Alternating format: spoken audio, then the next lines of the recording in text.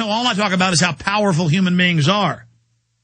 Even well-grounded skeptics are prone to connect disparate dots when they feel disempowerment. I sent this guy link after link to government documents and UN documents on population reduction. I mean, here's eco-science calling for drugging the water, taking children at birth, reducing the world population, written by the White House science czar.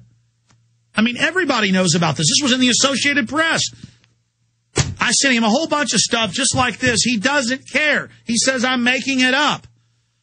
Look, I'll spend 30 minutes on this properly tomorrow. Watson's doing one. The worst thing is at the end, it says, indeed, there are no coincidences in Jones' world.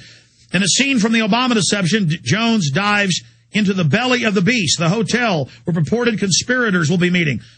See, he wouldn't agree with me over the phone that I was really at Bilderberg and really covered it, or that they didn't pull the fire alarm, or that we were being followed. And I said, no, we were really being followed. And he just said, oh, you were imagining you're being followed. And I said, look, buddy, I had FBI guys come in and sit down to me next at the hotel I was staying at and ask if I wanted to attack the State Department. He went, oh, sure you did. I mean, you know, this is the type, I mean, this is what's crazy.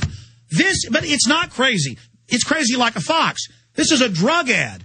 Hundreds of billions of dollars a year in this crap. That's all this is about, is them defending the takeover of our society. Indeed, there are no coincidences in Jones's world. And I talked to this guy. He believed I was just having a schizophrenic episode in an imaginary hotel, you know, just insanely thinking people were following me. Used to, they would just say Bilderberg didn't even exist.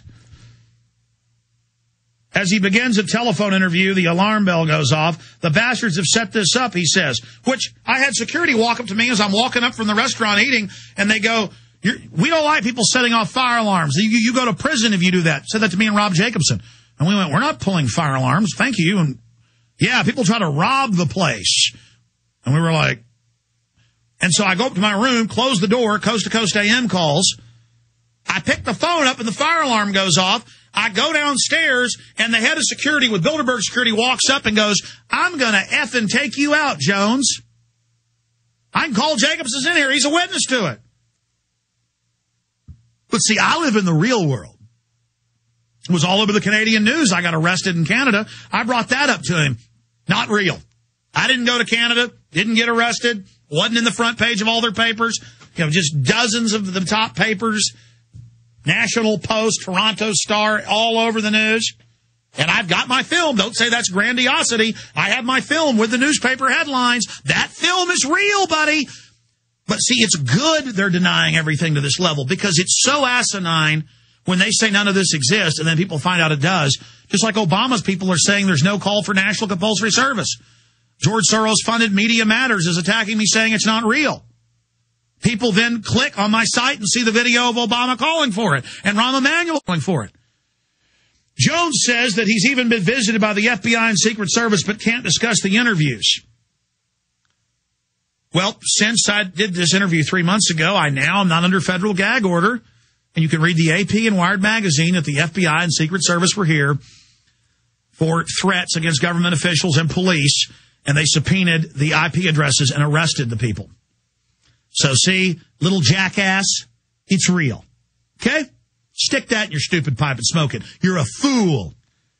But then he has it both ways. He says it may be that federal agents, in fact, wanted to evaluate whether he is a threat to the president. No, they were here wanting me as a witness in the trial, and I quashed the subpoena for that one. That's in the news, jackass. There's no reason to believe he is, but the same can't be said of his listeners. In 2002, Richard McCaslin, carrying an arsenal of weapons, entered the Bohemian Grove, a camping ground in California that annually hosts a meeting of the political and business elite.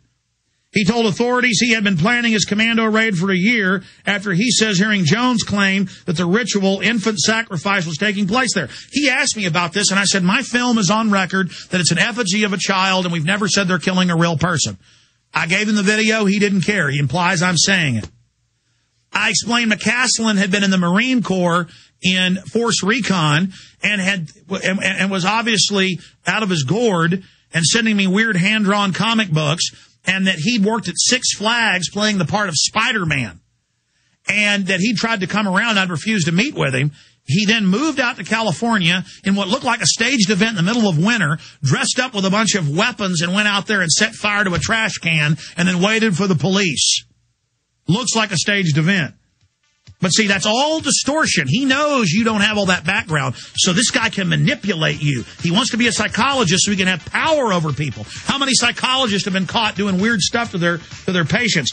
The war continues. In a video promoting Obama deception, Jones urges, we know who they are, we know what they are, we know what has to be done, implying I'm calling for violence when I was calling for political, peaceful action right after that in the film. A total deception from this piece of trash. Do you understand how dark it is? How far down the line we are? How late it is?